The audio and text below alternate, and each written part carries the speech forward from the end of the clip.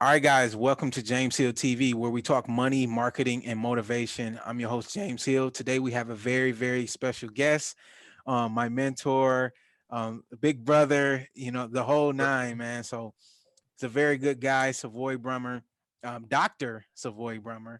And we're going to talk about, his life, his path, how he got started, the philosophies on building wealth, because that's, one thing that, we talk about a lot when we do have our private discussions. And I want to be able to bring some of those philosophies to our audience. So Dr. Savoy Brummer, thank you for coming on. I appreciate that, man. The best title you gave me was your mentor. I was like, okay, okay. Yeah, man. Yeah, All that I stuff. Like, listen. man, hey, you know what? I appreciate again everything that you do for the community. I think educating folks and really giving them real steps towards building their own wealth is just tremendous, especially in these times. So kudos to you.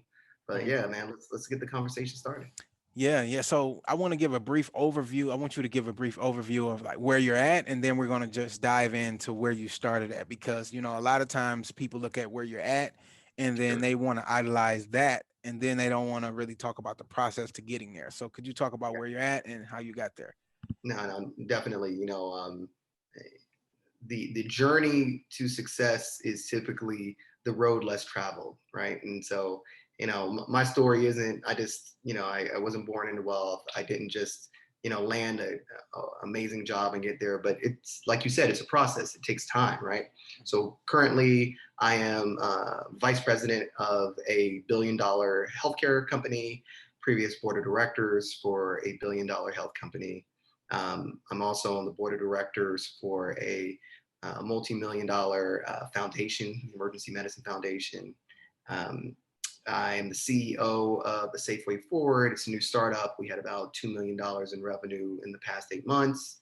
Um, I'm an executive producer for several films, uh, a lot of indie oriented films that have gotten some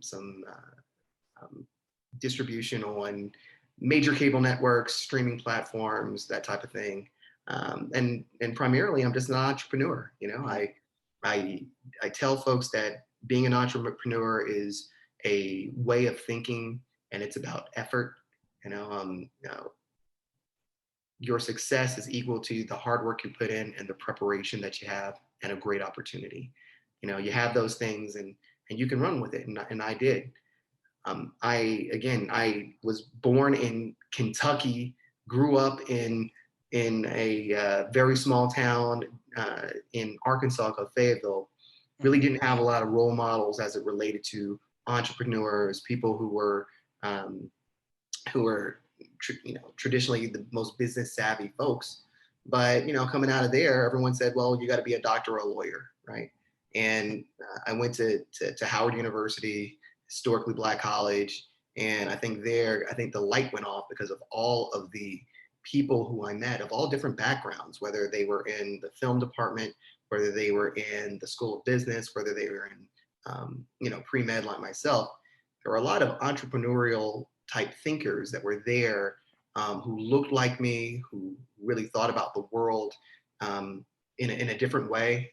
I met a ton of people from all around Africa, from Europe, from South America, and again, just having that total sense of community. Really thinking about the world not being limited to my small southern perspective, I think was tremendous. So Mhm. I like math. So when you I've al- when you went Go to ahead. Howard, did you get a scholarship? Did you pay out of pocket? Sure. How did you get to No, Howard? no, I was always a good student. I got in there. Um, I never took anything for granted. My parents were teachers. I took I had a scholarship, which I always say that allowed me to not have to take the second jobs, as it related to really focusing on school. And Mhm. so I realized, you know, schoolwork is really a job. Schoolwork pays. I got a full scholarship, Mhm. and that paid the bills and allowed me to really focus on my work. Don't get me wrong. I went to Howard. I went out there and partied, and I don't even want to go through all the endless hours that I spent taking the bus and the train to New York to go and have fun. But I really I understood what very early on that the process required me to keep that scholarship because I never wanted to go back to Arkansas. Arkansas was racist, and it was just it was tough. It was me. I have a twin brother, and we were like, the one thing that we're doing is that we're not coming back, right? So putting in that work, um, kind of allowed me. I made great grades back at Howard. I went to medical school, got accepted to medical schools across the country, and then Mhm. I said to myself the same question. Well, I don't want a bunch of debt. So I went to NYU, and I Right. got accepted to a lot of places, but NYU gave me a full scholarship as well. So I went to NYU for med school, had a great time, kicked it in the city. Man, where was all these scholarships about And 6 years ago when I needed? so, I mean, man, it was tough. I mean, but you know what? Let me take that back a second. Um, when I was back at Howard, they had these summer programs, right? Hmm. And Howard and HBCUs, you realize real quick that it's all about, relationships mean something. Hmm. Talking to people and connecting with people, it means something. It's not just, I mean, everybody remembers college. It's not just what you make on your grade, it's your relationship that you have with your professors, right? If Yeah. they perceive you as working hard, if they perceive you as being a part of, their class community, it means something. So I took um, uh, I did a summer program at Yale, and I did 2 summer programs at NYU. And they paid me pennies. I was working in a lab, doing all that stuff. But when I was over at NYU, I met the dean, this Jewish guy named Joel Oppenheim, and he took an interest in me. Hmm. And I continually checked in, even after the programs during the year, understood that he was trying to mentor me and accepted that. This Hmm. white, Jewish guy he didn't have to, but he did. Right. And then ultimately, those relationships, I was a known entity at NYU, and they ended up giving me a scholarship. That scholarship, I look back, that's probably $350,000, right? Oof. So, it's one of those things where, like, for me, I look at very early on, relationships are something that can be monetized. And Hmm. that's not about medicine, and it's just about people. And so I Hmm. took that with me my entire career. And that's one reason why, you and I talk all the time about when people talk to me now at this level of success, I talk to everybody because you never know what people are going to end up doing in life. Hmm. But so I went to NYU, had a great time. I ended up focusing in emergency medicine. Um, I left there. I did my residency at the University of Pennsylvania. And Penn is, again, going from an HBCU to NYU and then Penn is an Ivy League school. It was definitely a change Right. in in scenery, right? And if anybody knows about residency, it's work. And I remember that's the first time that financial planners started hitting me up. And I was like, in residency, just so you guys know, it's kind of like you're not a full doctor, but you're not in medical school either. But these people started asking me about disability insurance and all this other stuff. And I'm making $7 an hour being working. I was like, what are you talking about? But I realized at that time people had interest in my financial future. Hmm. So I finished that and got my first job down in Atlanta, and loved Atlanta. How long you stay down here? I was there for about 5 years. Wow. But my very first gig in Atlanta, I was the night doc for the largest private ED in the country, and I was just working hard, and I was seeing a bunch of patients. But again, making a reputation for myself, in the clinical matter. But I realized that there were some other hospitals that were actually, on the other side of town from where I lived that needed some help. And I reached out to them and to give actually the group some advice. And they called back and said, "Hey, do you want to be the medical director for our hospitals?" Really strange, right? Because that's Right. a year out of residency. Somebody asks you to run, an emergency department. But I had a big head. It's like, sure, I'll just do it. But I was able to work there, and Now, once I what's the difference in compensation between where you were at compared to the Right. the leadership position, because it's basically a leadership position, right? Right. Yeah. I'd say like the average emergency medicine doctor makes $400,000 a year. Let's just say. Hmm. Right. I mean, going into that particular leadership job, I probably made an extra 150 or something. Okay. So, but I tell people it's not about it's not necessarily about the work. I mean, I'm sorry, the compensation is about the type of work that you do. Yeah. So the difference between, the deal that I made with this group was I wanted, um, so just so you understand, the contract was losing money, it was very inefficient, there was very low patient satisfaction. Hmm. Like they tried everything. And I told them that I could fix it, but I wanted a piece of the contract. And I said, I want to have a percentage of the profits, not ownership, but Like just the profit profit. sharing. There's a profit sharing type of agreement, Hmm. right? Um, and so I worked hard, I turned it around. And so that, my initial, 550 was, close to seven. I mean, it was like 900,000 or something a year. And these Wow. guys, they were happy because it was now profitable. But Hmm. then again, what I realized again is it's like if you own stuff, there's a certain amount of residual income that comes about from that as Right. opposed to just being an employee. And after that, I said, I will never be an employee ever again. I'm going to go and own things and try to find different ways to build my wealth.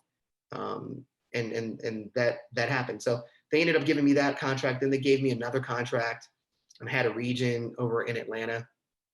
And that time, some other folks, um, whenever you have these jobs, you go to conventions and you start meeting people.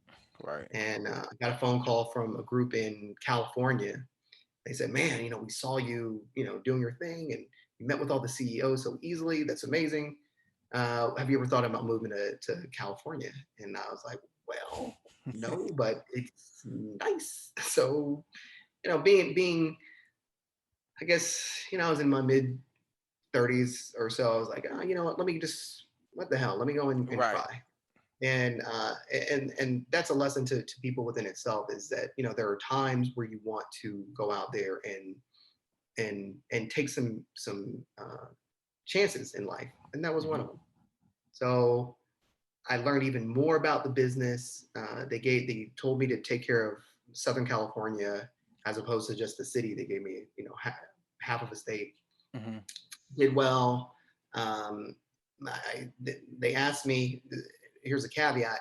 When I got out here, they asked me to go to St. Louis, Missouri, because they were just starting out the Midwest in Chicago. They had this huge contract out there, and I moved again. I went out there and I took care You of lived in St. Louis or Chicago? St. Louis, Okay. and I lived there for 4 years. It was a very difficult time. It was just like it's St. Louis. Going from LA to St. Louis, it was, again, coming from a kid from Arkansas, it was like going backwards. But I did it Right. for the work, and again, another lesson in life. You have to be flexible. You got to kind of pay your dues. Not every job you take is going to be, again, all this was within the same group at this time, Hmm. but you still gotta, you got to be a good soldier, but you got to make this shot count. So ended up getting all these awards for what I've accomplished. Hmm. Became the National American College of Emergency Physicians Director of the Year. All this hoopla came. Um, and so my company at that time said, "Man, you did well in Southern California. You built our LA. Why don't you come back home? You've kind of showed us your worth." And so they put me on the board of directors. Hmm. And again, being on the board of it's my first time being on the board of forget $1 million company, but $1 billion company, Right. and being over 7 million visits a year. And How old were you at that point? When you. I mean, it wasn't that long ago. I mean, I was probably late 30s, Hmm. um, and that was just, again, just a blessing that I was promoted to be the vice president of the company, Hmm. the board of directors. Just again, if you notice, I never at this point have ever taken a business class in my life. I never took Right. accounting. I never took finance. it was just, a lifelong internship of how to make money, you know, Now, at and this point, you didn't made. I mean, you made a lot of money. I mean, you said a year out of your residency, you became a director. Well, you got offered that job to become a director. So when did you first become a millionaire? Like when that you knew, like, okay, I'm a millionaire now. Like, because it seems like you was really young. no, because the thing is, one, taxes, Yeah, yeah, two, okay. what I mean, like you got taxes when you get out of residency, you still have bills. Even though I had a full scholarship, I had a full tuition scholarship to NYU, Hmm. but I still had to pay for my room and board. I mean, at that time, I remember I got out with about $35,000 in debt. I was like, oh my god, 35 grand is still there. Hmm. The interest rate is 1.5%. To this day, I still have my I could pay it off, and I'm like, I'm never going to get a 1.5% loan on anything. Why am I rushing to ever pay this off? So I mean, I had bills, and life. I would say life gets in the way, with my daughter, in school, and you just you. I was never like a guy that went out there and like got a bunch of stuff. And some Yeah, people, that's what I you was gonna ask. I mean, you young, you just living, you out here. Like, what did you? nah, I wouldn't like that. I mean, I realized that I started investing, right? Hmm. Taxes amount for things. You learn that investing losses hurt, right? So if you think about the time, I went through the dot-com bust. I went through, the financial Oh, crisis. wait, yeah. And so, like, you think about, I was one thing that predicts how much money you ultimately have is when you enter the market, and Hmm. when professionally you can start putting your money towards the market. It's on one thing where if you were born in 1900, you had to go through World War I, World War II, the Great Depression. Like, you're not going to make that money back just off of when you were born, right? Yeah, I mean, by the time you're 40, 45, it's like you done went through the most. That's right. Turbulent times in history, right? Yeah. Just because of when you were born and the market and so forth. So, I think that, and to think that every investment that you made was a winner is not true, right? I Hmm. mean, like, there are plenty of times that I've lost, and that's one of the reasons why, I talk to you so much, is that I just don't want other people to make those. I wish that I had somebody who could really give me, hey, you know what, Savoy, when you think about private equity versus going to the public markets, this is what you should consider. Hmm. Or when you think about investing in movies, this is what you should consider. Or when you think, like, I've won some, I've won more than I lost, but don't Hmm. ever think that I lost. And most of the losing happens when you're younger, right? Hmm. So, because that's when, more of the riskier things that you do happen when you're younger. I just had this conversation with my girlfriend, and Hmm. we were talking about how what's your risk appetite for what you do, and there are many people that looked on Wall Street bets and they were like, well, fuck it, if you can go to the moon, and if we lose money, we lose money. Yeah, you know what? When you're younger, you can say that, right? Right.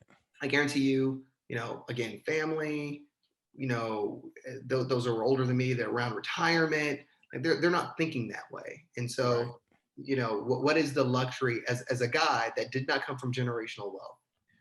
What luxuries did I have to make mistakes? And I think Black people have many less of those options. Yeah. So I was, I mean, but to answer your question, I think I probably became a millionaire probably, I mean, $1 million like sitting in the bank, because I think of $1 million is like different, right? I mean, Yeah. it's like you can have a house that's worth a gazillion dollars, but is it to some point it's liquid, but so like for me having for me having a net worth of $1 million, oh, probably like, I don't know, 36 something, Yeah. for me, like, having $1 million in the bank, 40, because those are two different things, Way, yeah, way too different. Yeah, two different because things. even now, I don't like to have a lot of money in the bank. I like Hmm. to, I've got movies out, I've got private equity things out. I got loans Mm-hmm. for real estate out. So, but anyway, like I said, when I came back here and got on the board, I just started, back here in California and got on the board and became a VP and so forth. Things really started coming together. I'd worked in my job for like 10 years by that point. Mm-hmm. It's like I would say it's like being a quarterback in the NFL. When you first come out, things are just all over the place, right? Right. But now things happen much more slowly. Like I can see things, I can see what the defense is about to do before they rush, right? Right. So, at this point in my career, things are much easier for me to make deals. I don't have to spend as much time. So time has become an enemy and a friend, right? It's an enemy in that I'm older, right? Right. It's a friend in that I'm a lot wiser, not more intelligent, but wisdom and going through your mistakes, personally and professionally, it helps you to make wise decisions. Mm-hmm. And so at this point, I'm like, well, I live here in LA. That's when I started investing in some movies, Mm-hmm. and uh, there was some references. There's a guy from Chicago who came down and started doing some urban movies and so forth.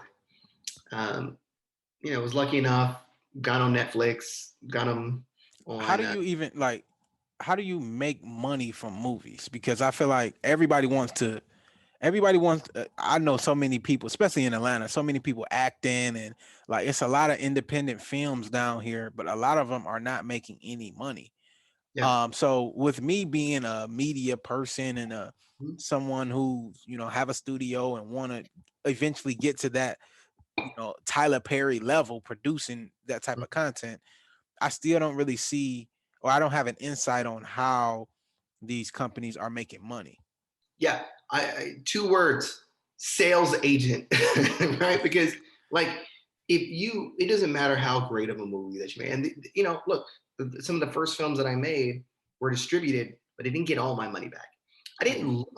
I never made a project that just lost everything, but you know, I always say that there's a cost for learning things, right? Yeah. And the very first time you try something, you have to be okay with losing money at the expense of learning things, right? Hmm. And so you don't consider that a failure if you learn something. Um, because if you then use that information to make wiser decisions and wiser investments the next time, that's what happened. So, putting my money into the first one, I didn't understand about budgets, right? Hmm. They shipped me the budget and I asked to know about the budget, but I really didn't understand how much certain things cost, right? Yeah. But you do enough time, you're like, oh yeah, you know what? A Best Boy grip, he didn't cost that much an hour. Or you know what? Lighting isn't like that. What are you doing paying your producers off, before you get money? Like there's an entire um, there's an entire process that goes through the assessment of making films. Yeah. And so, the most recent one that I did, I went from, urban films to, I've got a film that's coming out with Ezra Miller, who's the Flash, and I've got Vanessa Hudgens from High Hmm. School Musical.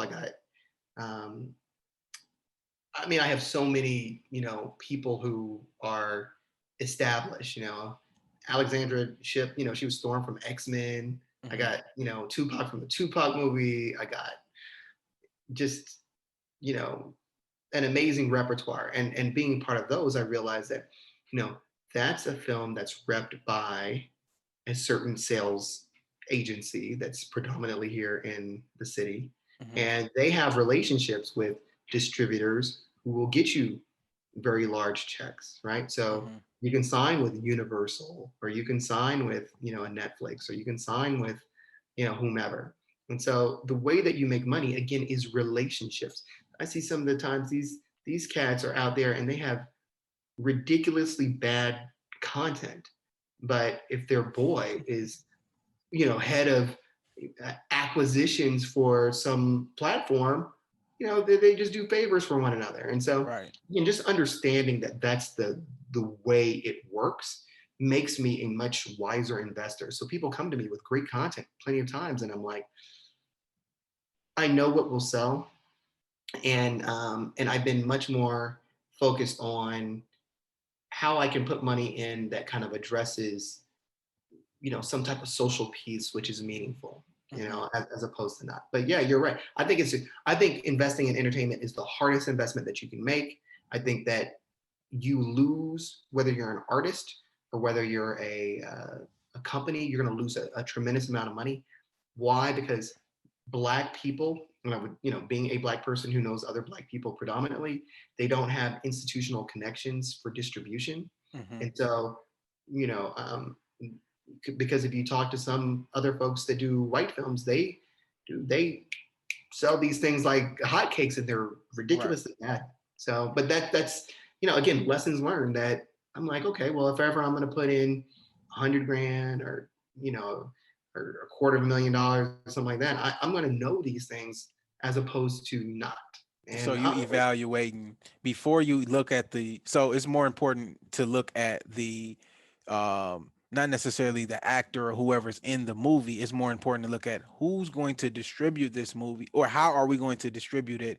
Who relationship can I leverage? Who connections can I leverage? Who's connected to the film, compared to saying, in my mind, I was thinking like, okay, if, like, just for example, if Leonardo DiCaprio in the film, oh, that film is just gonna, I'm investing in that, right? right, right, and That to was some from extent, my perspective. That's what I thought. Like, yeah, yeah, yeah. So that's how you Leonardo feel. DiCaprio had a documentary that I was entertaining, right? Hmm. And he wasn't in it. He was one of the executive producers, and they were thinking about whether he was going to do a voiceover at some point for it. But you know, having a major name like that is absolutely necessary. It's much more necessary than I had anticipated, Hmm. because I thought that sometimes, you can get, people who just do great work and they'll pick it up. You need a star, right? And you need at least one in some meaningful way. Like if you're Spike Lee, you could just be Spike Lee and people will see it, even though you're not the talent that's associated with it. But Spike Lee within himself is talent, right? Right. But you need to have stars So is that that are why in Hollywood we hear about, if it's a $50 million budget, one actor get 30 million, and then everybody else just get kind of like the crumbs that go right. along with No, being associated with that that's actor. exactly right. And worth the money, because when you talk about sales agent, that's what they're going to want to know. They're going to know, what kind of sales you can make, um, for your foreign audience or for your domestic audience. And um, certain people have a certain gravitas for one versus the other. Hmm. And so, like, just knowing that is, or even asking that question, was not something that I had typically considered. Hmm. Um, and stars are considered different. I mean, there's box office versus who's known and who's not known. And again, it's just the first thing I'm asking is, so what's your distribution plan? If you don't have one, if you don't know anybody, you don't have a track record for that, then I've learned the hard way that I'll pass. And Hmm. because out here, there's always somebody trying to sell you something. This is It's how it's funny. everybody. It was a guy that I met down here in Atlanta, and I told him what I wanted to do, and I had just moved down here, right? So I'm kind of, fresh, ready to network with people, right? So he's like, hey, I got this film. I want you to be a part of it. I want you to help me out with it. And I'm thinking like, why me? But then I'm thinking like, okay, this is also a good opportunity to network and learn, right? So he invited me to like this networking event, and he was walking around and he was talking like he was a big shot, right? I mean, this guy is talking, he's showing me pictures with celebrities and he's trying to sell me, and I'm not a naive person, so I'm just like, okay, Yeah. whatever, right? So we in the networking event, and he's talking to one guy he was like a director or a producer, something in Hollywood. Mhm. And then the guy was talking about a Netflix documentary that Mhm. he's doing, that he was trying to pitch me on coming onto the project. And I'm just like, okay, whatever. So in mid conversation, I didn't know this. The guy I was with didn't know this, but this let me know that he don't know what he's talking about, or he don't know what he's doing. So the guy was basically talking about he's in business with Netflix, and then the one guy asked him and said, "How are you in business? Like Netflix only does acquisitions, right? So you only Mhm. can do a documentary or a show or whatever and sell it to Netflix." He was basically making it seem like he has a deal, like a, you know, like how other movie films do. Like if you do a deal with um like the theater or something, you might get Mhm. something on the back end or whatever, right? Whatever deal Right. you do.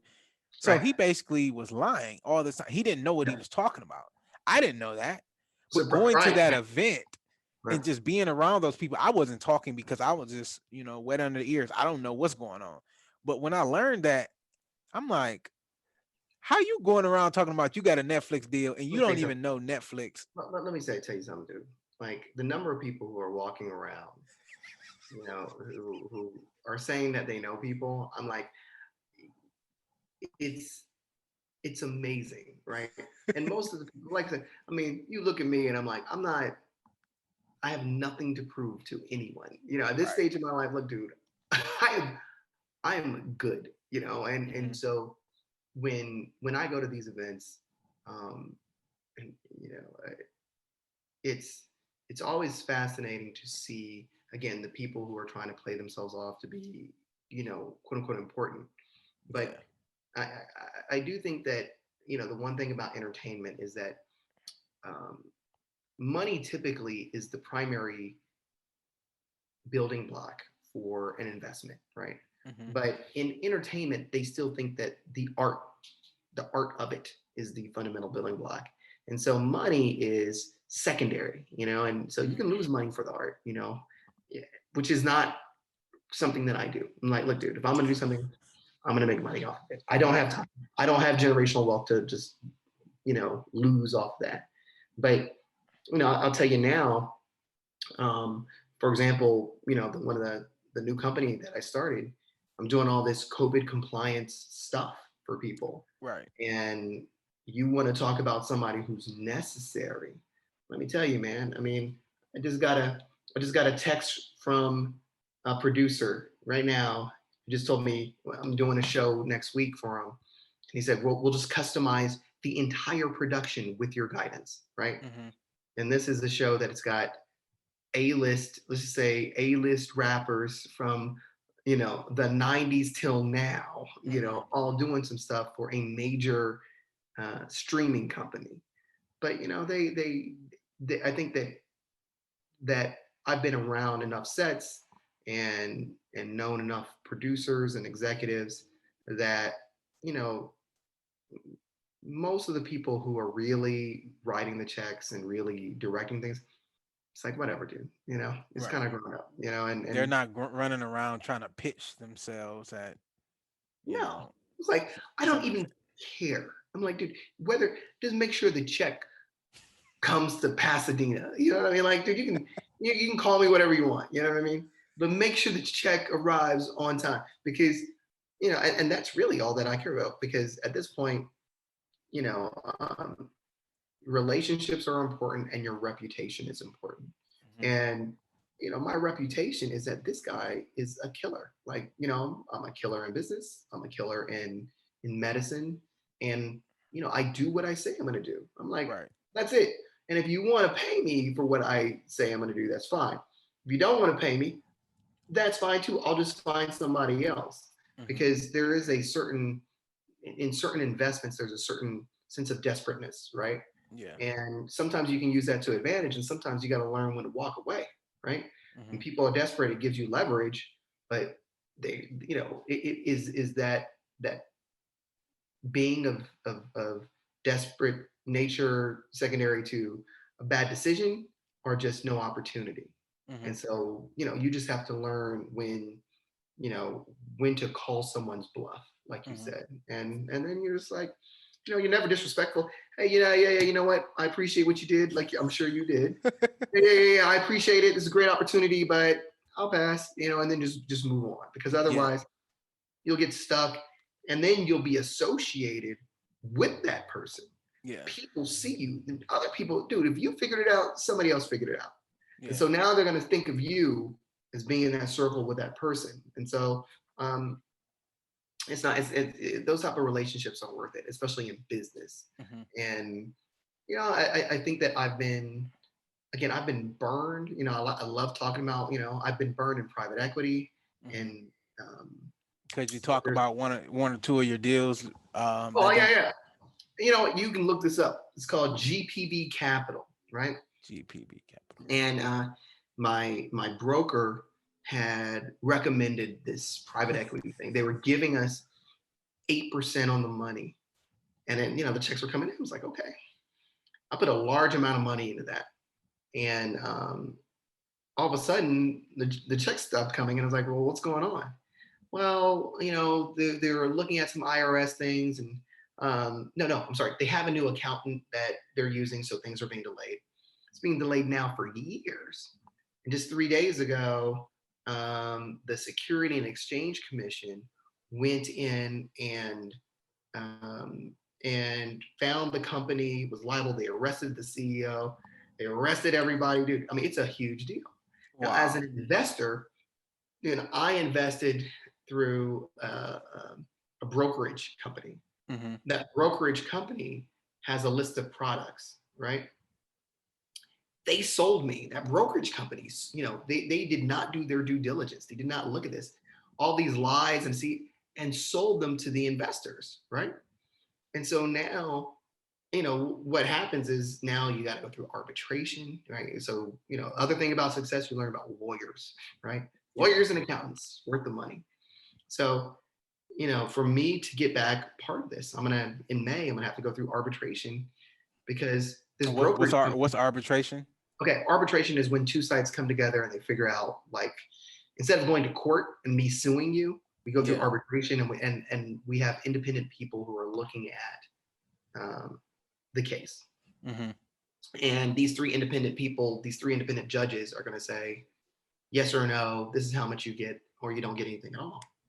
But this is a case where, like, I was years ago building my wealth, and this brokerage company totally um, they didn't do their due diligence. They didn't do their work. They were selling faulty products, Hmm. and they took advantage of an investor, right? Hmm. So knowing that you can go through whatever means yourself, but the experts in these companies who are getting huge commissions off of selling these products are just totally lied to you, totes, you know. Hmm.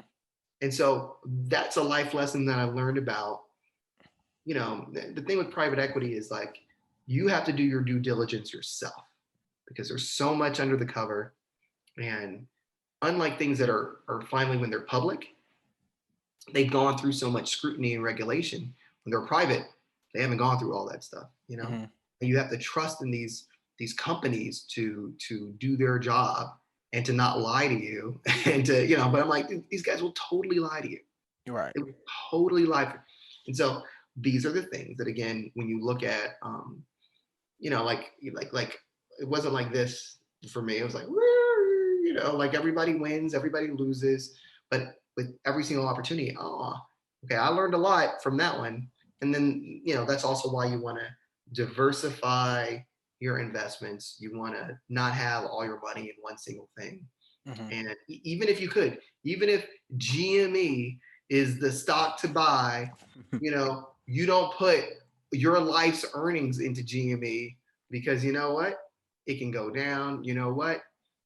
Don't get greedy. Rule in Hmm. business: make money, don't get greedy, because when greed will kill you. You So know, even in that deal, um, even let's just say, I mean, obviously I don't know the numbers on it, but let's just say you put $250,000 in it.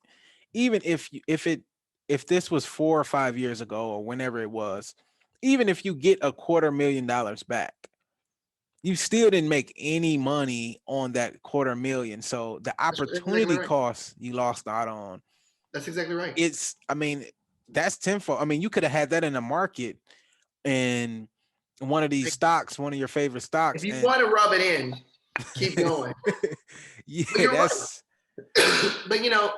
But for again, you do have to trust in like the legal system, and you have to trust in in things, and there's you got to keep it moving. You know what I mean? If you stick your head in the sand, you could be like, oh, Hmm. fuck it, I lost it. It was like, dude, that's not the appropriate business case, right? So Now, is the broker liable for this as well, or are they in the mix of this, or? of course, I'm a doctor, dude. If I didn't choose the right scalpel to cut you with and you died, what do you do? This, was it? Guns don't kill people. People kill people, right? Right. So, it's of course. I mean, that's the process, right? So it's like I said, it's just again, I didn't know all this back then. Right. And they took advantage of me before I knew anything. Hmm. But now I'm like, oh, is that what they're doing? Right. And again, these are the type of life lessons that we as a community, we've got to teach each other. We have to let each other understand what's going on, because Hmm. otherwise these white institutions are going to continue to prey. It's like the predatory lending that was done in the mortgage crisis. They're going Right. to continue to prey on people who don't know any better. How do you And even like how do you even evaluate private equity deals? So let's say I'm trying to raise some money for a company. right. Like, are you evaluating the CEO? Are you evaluating the industry? Like, what factors go through your mind before you make an investment into See, but anything? that's what I'm saying. That's why you go through a brokerage person, right? That is why you have a brokerage company to do that for you. Hmm. Because what you're alluding to is not like I can go and look up these stickers, and understand what they're doing. There's so much that's done before it should even get here. If you're an accredited, brokerage house, you should be doing your due diligence. And if you don't, I mean, these situations occur, Hmm. you know, especially when they're extremely blatant.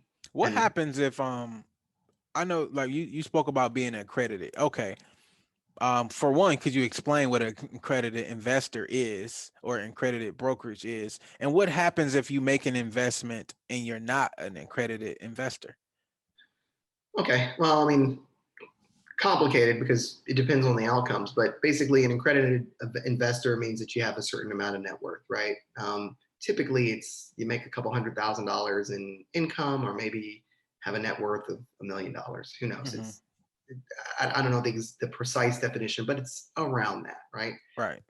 Now, if you're a brokerage house, you then have to be like certified, and there are all kind of financial things that I don't even know, what that entails. But Hmm. people are certified, and they have licenses, and all these other types of things.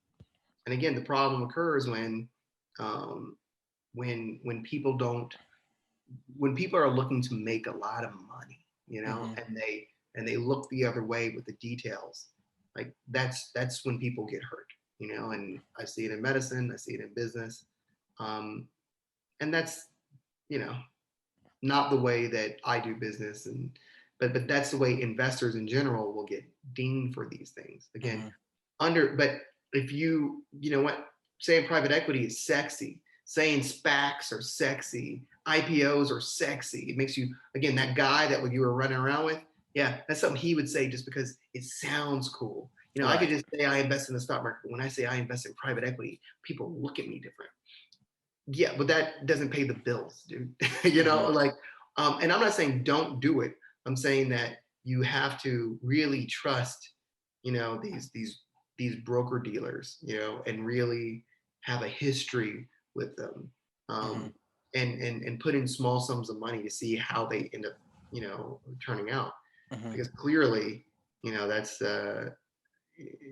that's not the case. You know what I'm So saying? you don't do any investing as an angel investor, just hey, you evaluating the company, Yeah, you didn't yeah, go yeah. That's through. different. So that's the difference between like being an angel or venture capitalist, where you just Hmm. put your money in, versus private equity that's further along, right? Hmm. Um, yes, I've definitely invested in angel investing. I mean, I look. You know what an angel investor is? Is a film, right? A film starts its own thing, and you're gonna put some money in, and you'll see where it goes, right? That's the type of startup type thing that happens. Um, I've I invested in, I was an angel investor for a tech firm that has paid me back and with interest. Mm-hmm. We started an online, like a Netflix type of thing, Mm-hmm. and I was like, okay, so sure, yeah, I do it all, but again, just being able to look at different things and understanding, people are really going to pay you back. I mean, it's when you do angel investing, it's again back to relationships and whether you trust the founders, whether you trust, the business model that they have, because they're making no revenue, right? Right. It's like, hey, we want to do something. We have no idea how much money it's going to make. Even like my startup that's made a couple million now, like at least I have a track record of revenue that's come in. If I Mm-hmm. were going to go and sell this to someone, at least there is a track record of something, Mm-hmm. but I mean, yeah. but your startup is the perfect.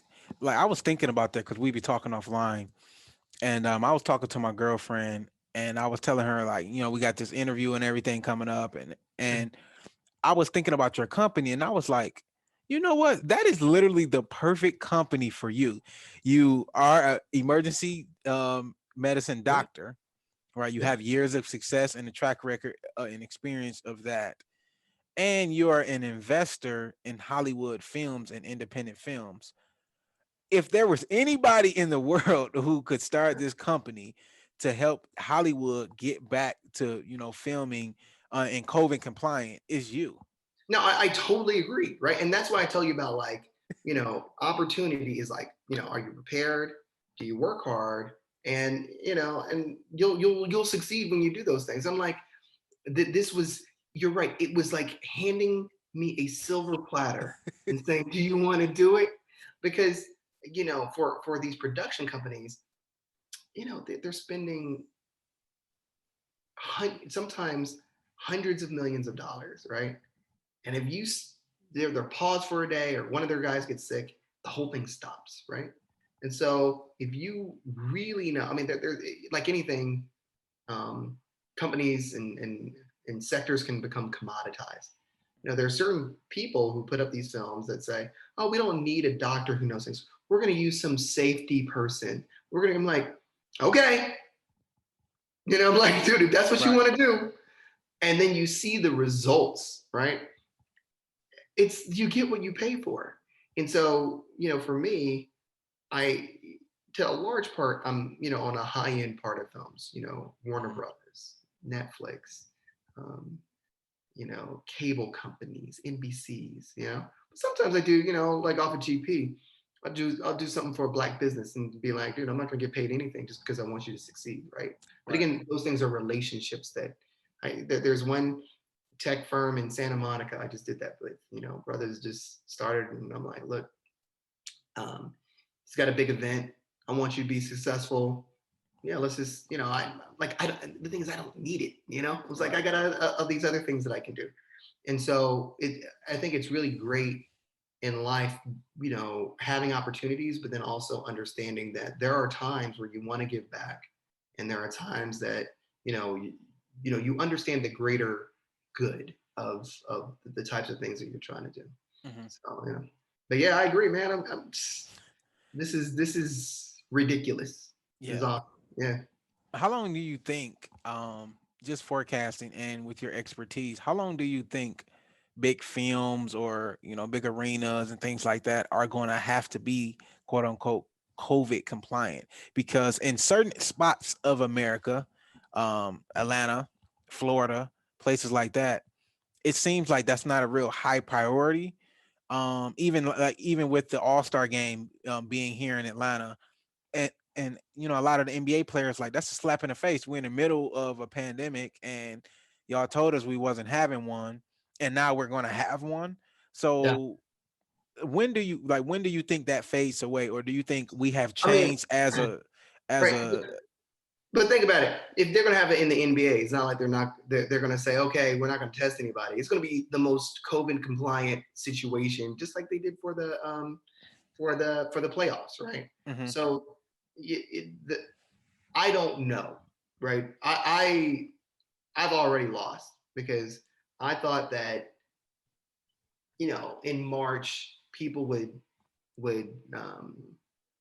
would stop looking for, not people, but productions would stop filming because it cost them more than just to wait until July.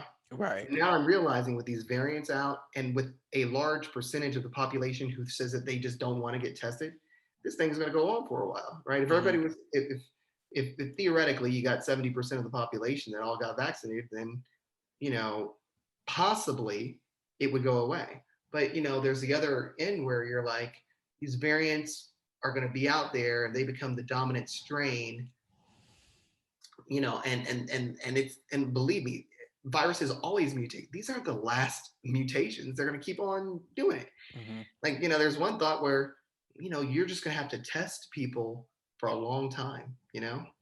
Um, I don't know. I mean, Mm-hmm. that's the real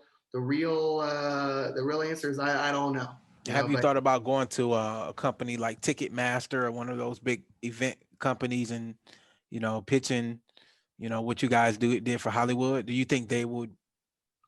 I mean, they have to open up. I was reading an article about Ticketmaster basically saying you have to and don't quote me so on this, but it was basically saying like you have to test 24 hours before the event, or you have to have yeah, documentation of your vaccine in order to get into these large events. But right. I don't really Well, know how I mean, well that's going. Ticketmaster. I mean, you know, these publicly traded companies, they have vendors and people that they can use to do certain things. I am, um, and I saw that working with another large studio, and some of the decisions that they made were not the right decisions. They were a financial decision, and Right. that's why I'm like, I gotta go because Yeah. I don't associate myself with less than above board, you know, practice. You got to treat people right. You know, Right. you got to fight for the little guy. So, no, I think that my company would be the type of company where somebody would purchase and,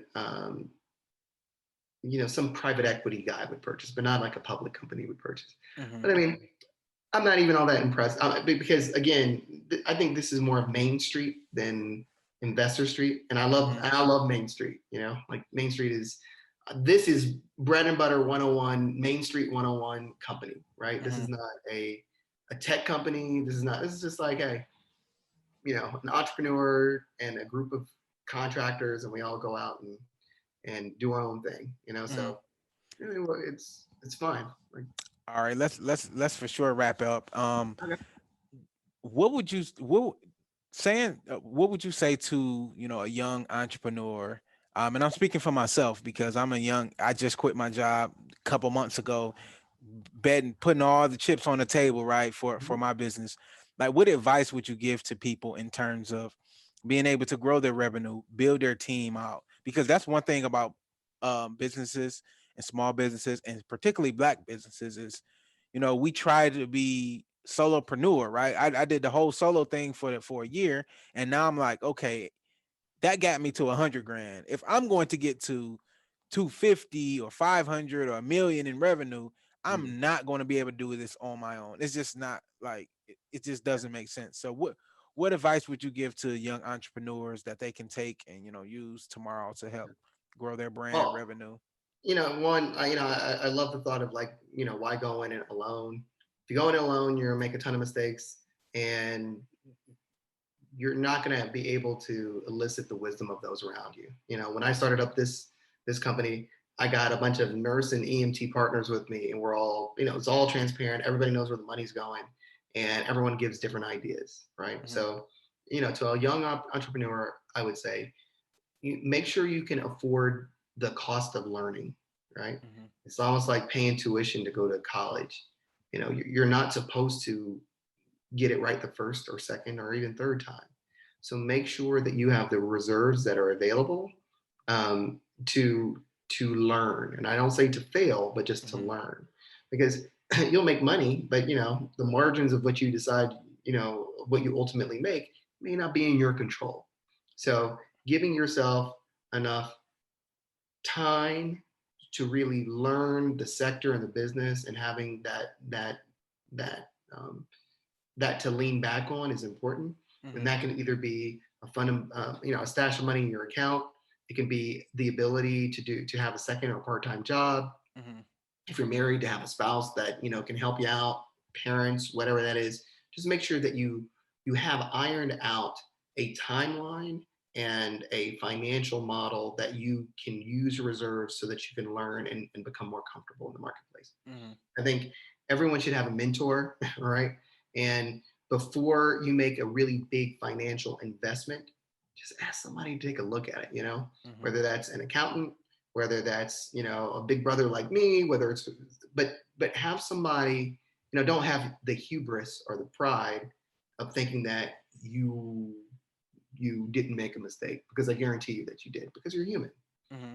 Um, I would say the last thing as a young entrepreneur is understanding that money is cheap right now.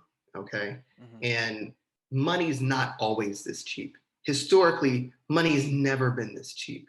To have interest rates as low as they are, to have a 10-year treasury at 1.1% when we're used to like much higher rates, being young and having cheap money to invest and to make things is really great. I mean, and if you really look at it, I do think that the economy is turning around. It's going to do so, not so slowly, to be quite honest with you, because people are just going to go out. So think about, as your model, your role model, Warren Buffett, and saying, when people are fearful, this is the time to be greedy. This is the time to invest in yourself and to find something that people need, and to look at your value proposition and say, what is it that you can do that nobody else can do, or that you do better than anybody else? And then invest in that and take some loans, and take the time to really start a great business, and I'm sure that you will be successful, because like I said, things are turning around. You're in the V of recovery. Mm-hmm. So like definitely go out there and go and get it done. Mm-hmm. All right, guys. Thank you guys for tuning in to James Hill TV. Today we were speaking with my mentor, big brother, Dr. Savoy Brummer, and I really appreciate you coming on here. We got a lot of things we have coming down the pipeline in terms of investing and things of that nature. So I'll see you guys next week.